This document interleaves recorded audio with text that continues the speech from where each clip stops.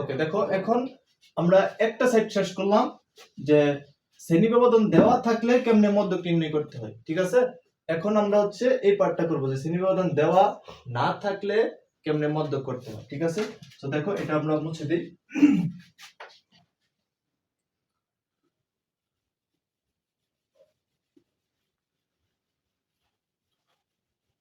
দেখো এখন এই পার্টটা একদম ইজি, যে যারা আগে ক্লাসটা করছো আশা করি তারা বুঝবা যে আসলে ক্লাসটা কিরকম ছিল, কারণ ওইটার সাথে এখন একটা অনেকটা মিল আছে, প্রায় ওইটার মতো বললেই চলে। উপাত্ত থেকে মধ্যক যেমনি নির্ণয় করতে হয়, শ্রেণী ব্যবধান দেওয়া না থাকলেও মধ্যকটা একই সিস্টেমে নির্ণয় করতে হয়। ঠিক আছে, তো ধরো আমরা একটু এটি মুছে দিই, তাহলেই হবে। যে এখানে ধরো শ্রেণীব্যাপ্তি ডিরেক্টলি বলা থাকে না, এখানে ধরো বলা থাকে ওজন লেখা থাকে বা উচ্চতা লেখা থাকে এরকম। ধরো আমরা নিলাম ওজন, আর নিচেরটা গণসংখ্যায় থাকে।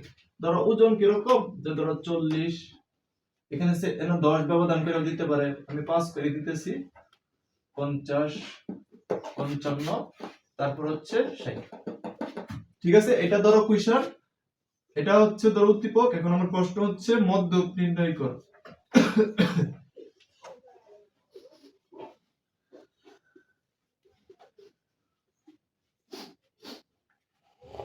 ঠিক আছে, খেয়াল কর, এখানে তোমার প্রথম কাজ হচ্ছে n এর মানগুলো যোগ করবা।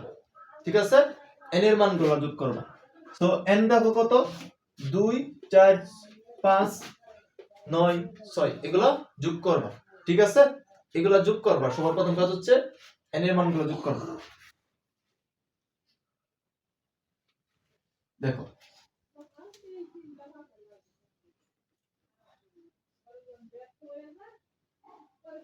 দেখো আমি আগে একটু বলে নেই আসলে সিস্টেমটা অঙ্কটা কেমনে করবা। ধরো এই সাইডটা আমরা মুছে দিই, এটা তো আমরা করছি। ধরো এখন হচ্ছে শ্রেণী ব্যবধান দেওয়া না থাকলে, এখন হচ্ছে ধরো শ্রেণী ব্যবধান দেওয়া না থাকলে, ধরো এটাকে না থাকলে বানায় দিই, এটা মুছে দিই, এটা একটা আছে। ঠিক আছে, দেখো শ্রেণী ব্যবধান দেওয়া না থাকলে ভালো করে বুঝো, সূত্র হচ্ছে তোমার n এর মানগুলো আগে বার করবা। ঠিক আছে, দেখো n এর মান ধরো যদি জোড় আসে, n ইকুয়াল টু ধরো যদি জোড় আসে, তাহলে জোড়ের ক্ষেত্রে মধ্যক লিখবা। ঠিক আছে, জোড়ের ক্ষেত্রে মধ্যকের মান কি খেয়াল করো, জোড়ের ক্ষেত্রে মধ্যক, জোড়ের ক্ষেত্রে মধ্যক সোজা করে একটা টান দেবা, নিচে হচ্ছে 2, উপর হচ্ছে n/2 তম পদ প্লাস n/2 প্লাস 1 তম পদ। ঠিক আছে, এটা হচ্ছে জোড়ের ক্ষেত্রে। n এর পরিচয় তো আগে থেকে বললাম যে মোট গণসংখ্যাগুলোর যোগফল। তারপর আসো বেজোড়ের ক্ষেত্রে মধ্যক,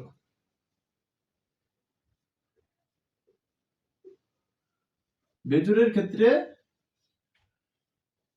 মধ্যক, বেজোড়ের ক্ষেত্রে মধ্যকের সূত্র তো একদম ইজি, n+1/2 তম পদ। আগের পার্টে কিন্তু আমরা একদম ডিটেইলস এগুলো নিয়ে আলোচনা করছি।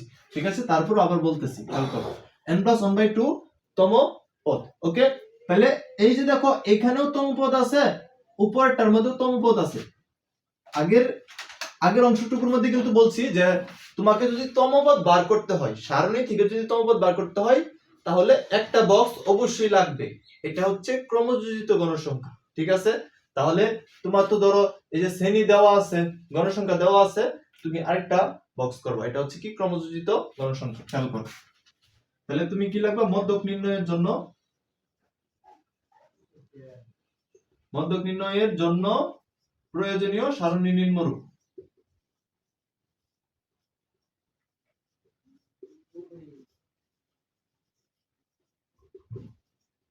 ঠিক আছে, মধ্যক নির্ণয়ের জন্য প্রয়োজনীয় সারণী নিম্নরূপ। দেখো আবারও আগেরটার মতোই, জাস্ট একটু খালি চেঞ্জ, শ্রেণীব্যাপ্তি গুলো চেঞ্জ হয়েছে।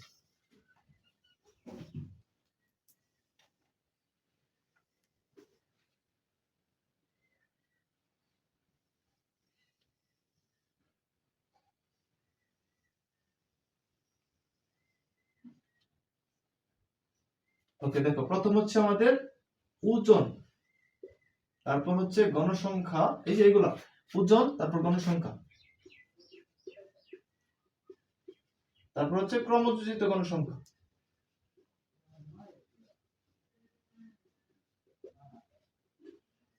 ঠিক আছে, দেখো ওজন গুলা কত, 40, তারপর 45, 50, 55, তারপর হচ্ছে 60, 2, তারপরে যে গণসংখ্যা গুলা 2, 4, 5, 9, 6। এখন ক্রমযোজিত গণসংখ্যা তো বার করে একটু আগে শিখাইছি, যে এখানে কত 2, প্রথমটা প্রথমে বসবে, তারপর 2 আর 4 মিলে কত 6, 6 আর 5 হচ্ছে 11, 11 আর এই যে 9 কত 20, 20 আর 6 হচ্ছে 26। ঠিক আছে, 20 আর 6 হচ্ছে 26। সো এখানে তুমি দেখো n এর মানগুলো যোগ করলে কত পাইবা, মানে এগুলো যোগ করলে তুমি দেখবা 26 আসতেছে। ঠিক আছে, এখন তুমি বলো 26 কি জোড় না বেজোড়? অবশ্যই জোড়। ঠিক আছে, তাহলে তুমি কি লিখবা, যে এই সূত্রটা দিয়ে করো। ঠিক আছে, সো কেমনে অঙ্ক করতে হয় দেখো আমরা একটু করি, এটা মুছে দিই। ঠিক আছে, মনে রাখিও কিন্তু এটা।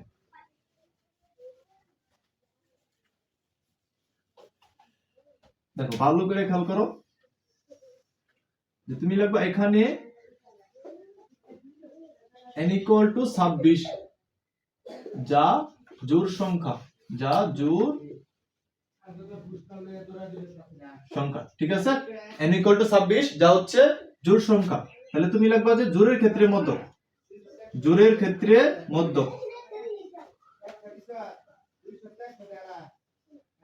জোড়ের ক্ষেত্রে মধ্যক। তাহলে জোড়ের ক্ষেত্রে মধ্যকের সূত্র কি, n/2 তম পদ প্লাস n/2 প্লাস 1 তম পদ। ঠিক আছে, n/2 তম পদ প্লাস n/2 প্লাস 1 তম পদ, জোড়ের ক্ষেত্রে মধ্যকের সূত্র হচ্ছে আমাদের এটা। তাহলে খেয়াল করো n এর মান কত বলো, 26 কিন্তু। তাহলে এই যে 26, নিচে কত 2, আর সাথে কিন্তু তম পদ আছে। এই জিনিসটা বারবার বলবো কিন্তু বলতেছি, তো ভালো করে খেয়াল করো তম পদ জিনিসটা। তারপর আবারও এই যে n এর মান কত 26, নিচে হচ্ছে 2 প্লাস হচ্ছে এই যে 1। ওকে, এই যে তম পদ। ঠিক আছে, সো দেখো 26 এর দিয়ে ভাগ করলে কত হবে, 13। তাহলে 13 তম পদ, 13 তম পদ প্লাস 26 এর দিয়ে ভাগ করলে কত 13, আর সাথে 1 যোগ করলে কত 14। তাহলে 14 তম পদ, নিচে হচ্ছে 2। দেখো এখন একটা আমরা ডাইরেক্টলি মানে চলে আসি, 13 তম পদ আর একটা হচ্ছে কত 14 তম পদ।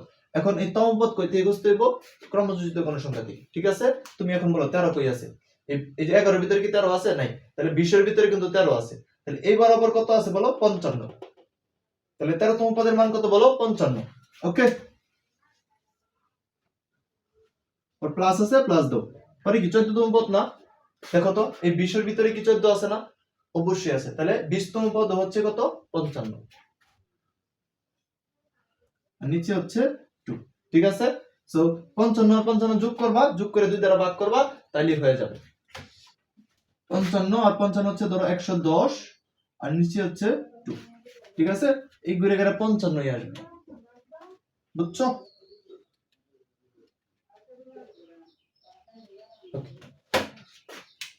তাহলে আমাদের আনসার হচ্ছে 55, বুঝতে পারছো? আর এটা হচ্ছে আমাদের n এর মান। ওকে, এটা হচ্ছে n এর মান যখন জোড় আসবো তখন। কিন্তু কথা হচ্ছে যদি বেজোড় আসে তাহলে কোনটা দেয়া করবা, বেজোড় আসলে কোনটা দেয়া করবা। ধরো একটা গণসংখ্যা আমরা একটু বাড়াই দিই, ধরো এটাকে আমরা 7 করে দিলাম, জাস্ট একটু চেঞ্জ করতেছি, খেয়াল করো। তখন এখন 26 এর জায়গায় কত আসবে বলো 27। ঠিক আছে, 26 এর জায়গায় কত আসবো 27, বুঝতে পারছো? দেখো এখন n এর মান কি, বেজোড়, কিন্তু n ইকুয়াল টু কত আসছে 27, যা হচ্ছে কি বেজোড় সংখ্যা। তাহলে তুমি এখানে কি লিখবা, n ইকুয়াল টু 27 যা বেজোড় সংখ্যা, যা বেজোড় সংখ্যা। ঠিক আছে, তাহলে এখানে তুমি কি লিখবা, জোড়ের ক্ষেত্রে মধ্যক লিখবা নাকি বেজোড়ের ক্ষেত্রে মধ্যক? অবশ্যই বেজোড়ের ক্ষেত্রে মধ্যক। তো বেজোড়ের ক্ষেত্রে মধ্যকের সূত্র কি এটা না, বেজোড়ের ক্ষেত্রে মধ্যকের সূত্র কিন্তু চেঞ্জ হবে। দেখো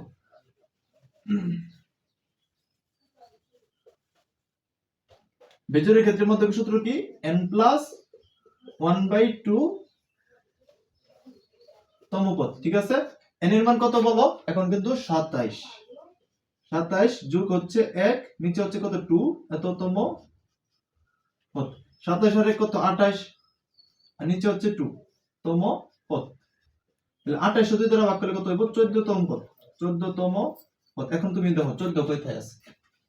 অবভিয়াসলি 20 এর ভিতরে আছে, ঠিক আছে? 20 এর ভিতরে কিন্তু 14 আছে। তাহলে এবার আবার যে পদ পাইতেছো এটা হচ্ছে আমাদের মধ্য, ঠিক আছে? তাহলে এখানেও কত পেলাম? 55। তাহলে তুমি লিখো অতএব 14 তম পদ হলো 14 তম পদ হলো 55। তাহলে অতএব নির্ণয় মধ্যক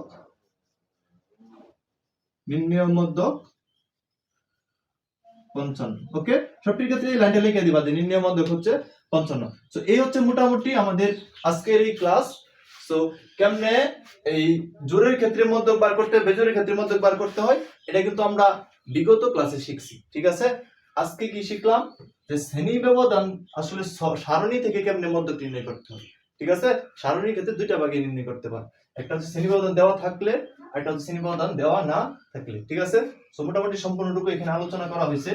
সো অবশ্যই যারা ফেসবুক পেজ থেকে দেখতেছো পেজটা ফলো দিয়ে দেবা, আর যারা ইউটিউব চ্যানেল থেকে দেখতেছো অবশ্যই চ্যানেলটা সাবস্ক্রাইব করে দিবা, ঠিক আছে? ভালো থাকো, সুস্থ থাকো, আল্লাহ হাফেজ, আসসালামু আলাইকুম।